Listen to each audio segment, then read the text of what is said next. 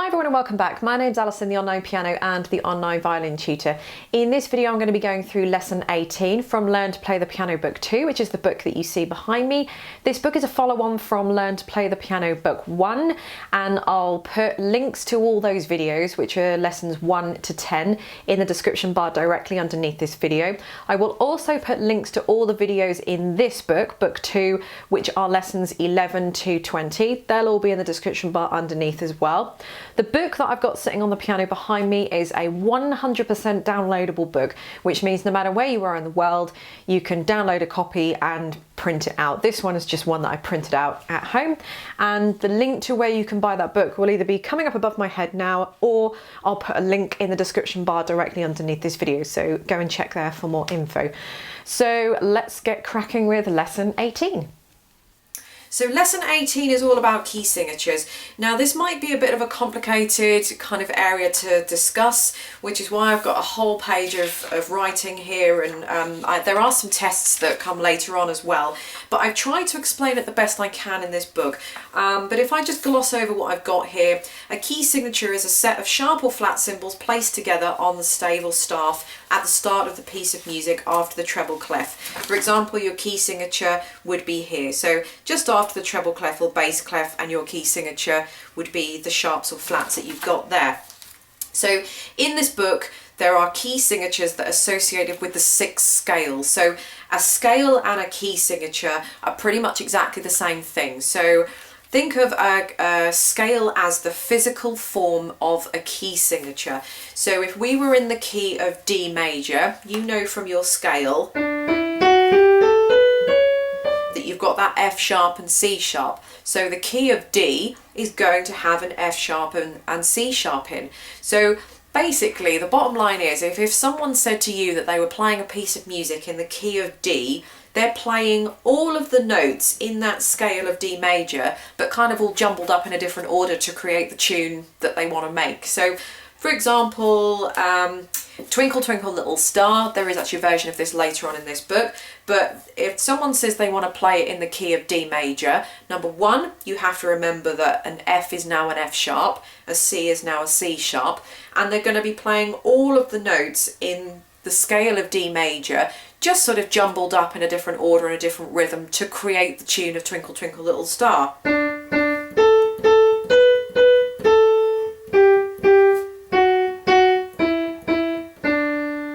So remember, I have to put that F sharp in. If I want to play that in the key of D, I have to put the F sharp in, otherwise it won't make sense.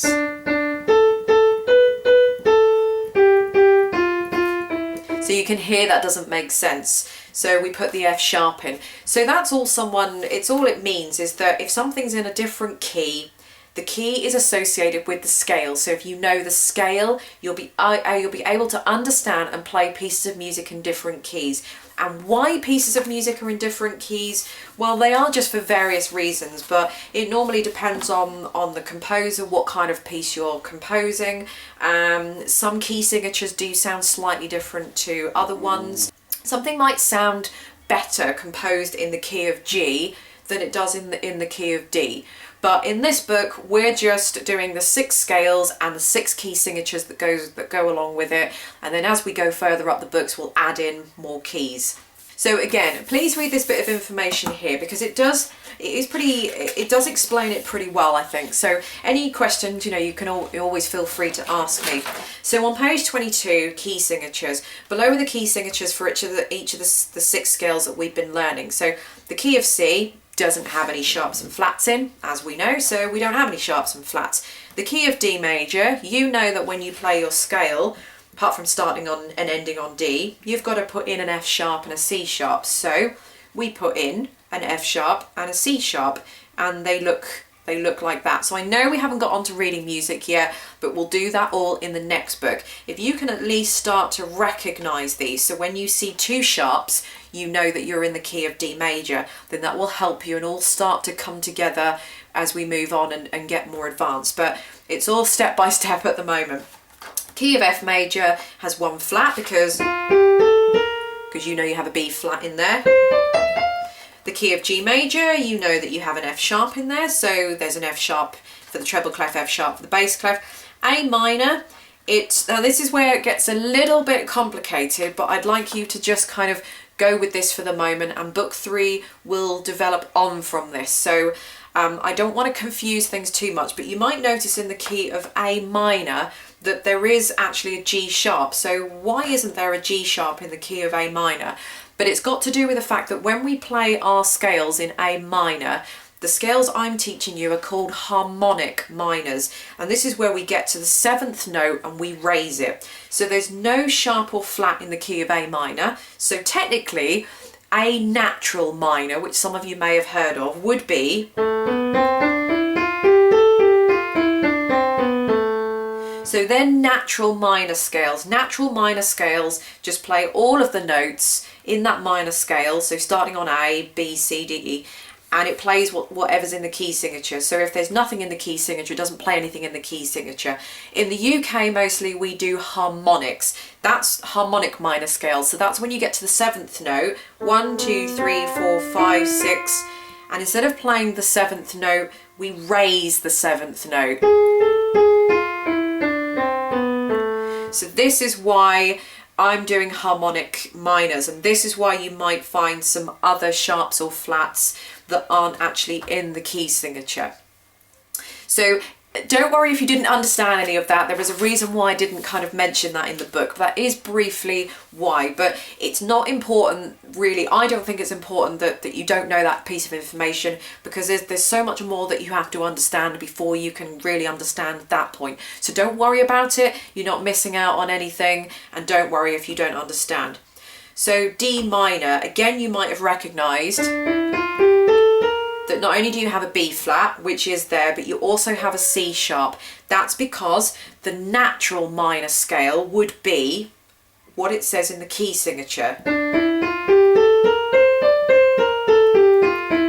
Again, in the UK and how we're taught, we don't really play natural minors, we play harmonic minors. So with the minor key, you play whatever's in the key signature, so B flat, for example, but also when we get to the 7th note, 1, 2, 3, 4, 5, 6, the 7th note would normally be a C, but like I said, we raise it to a C sharp. And they're called harmonic minors. But again, don't worry about that. The only thing you need to know is how to play A minor and D minor scale, and what the key signatures look like for A minor and D minor. The rest will be explained later. So I'm sorry if that's a little bit long-winded, but I just felt I needed to explain that. So there's a little bit more information here, and there's a test for you here. So below is some key signatures. See if you can put in the names of the keys there, and the answers are going to be on the back page as well, so you can fill those in yourself. There are 2 ways, there are 2 main ways, there might be a few more ways, but 2 main ways that I'm going to inform you about now to tell what key a piece of music is in. So you can either have a look at the key signature. So for example, let's have a look at this, which is on page 42, one of the pieces. If we go back to page 22 and we've learnt this page, then we'll know that this is either in the key of F major, or it could be in D minor. Now, if we weren't able to play this, we wouldn't know whether it was going to be an F major or a D minor. But the second way to kind of double check or to tell is to have a look at the very last note, usually in the right hand, and whatever note that finishes on, in this case is an F, we'll assume this is going to be an F major, and it is in F major. Obviously, if you were able to play the piece, you'd be able to tell whether it sounded major or minor. But if you still couldn't, go and have a look at the last note.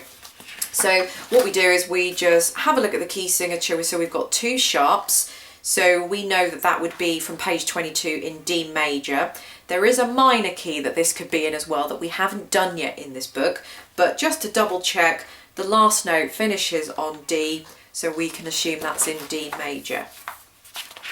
So again, there's more information in here, so go ahead and have a read of that. But that concludes lesson 18. So thank you very much for watching lesson 18. I do hope you enjoyed the video. Don't forget the link to all these videos, lessons 11 to 20, will all be in the description bar underneath, as will be the link to where you can buy the book. That'll all be underneath as well.